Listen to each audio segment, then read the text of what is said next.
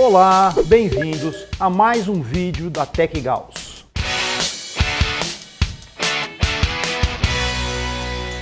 Nesse vídeo, iremos abordar o funcionamento dos reguladores que trabalham com a fase W do estator. A tecnologia embarcada nos veículos atuais vem aprimorando cada vez mais o desempenho dos sistemas mecânicos e elétricos. Com isto, novas soluções são desenvolvidas para os componentes automotivos. Os reguladores de voltagem também fazem parte desse desenvolvimento.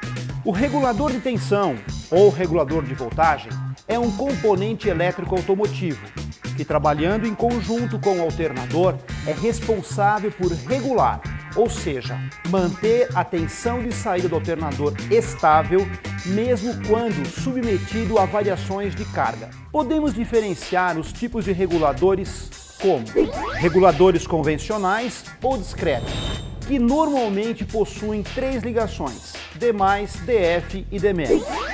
Reguladores com W, que não utilizam trio-diodo e que detectam o movimento do rotor através da fase W do estator.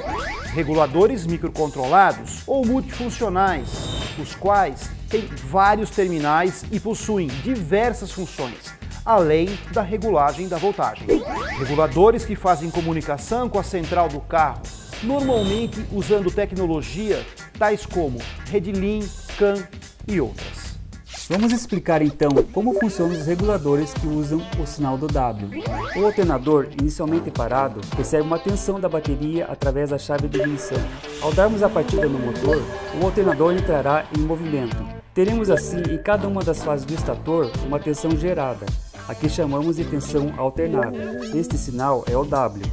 Esses reguladores trabalham com placas retificadoras sem o trio-diodo. Um detalhe importante é que neste regulador existe um circuito de lâmpada independente, o qual irá controlar apenas a lâmpada de bateria do painel. Esta lâmpada, além de outras funções, poderá acender no caso do interrompimento do sinal de W do estator ao regulador, indicando assim um defeito no sistema, neste caso com o alternador em movimento. Por hoje é só. Em nome da Gauss, agradecemos a atenção de todos.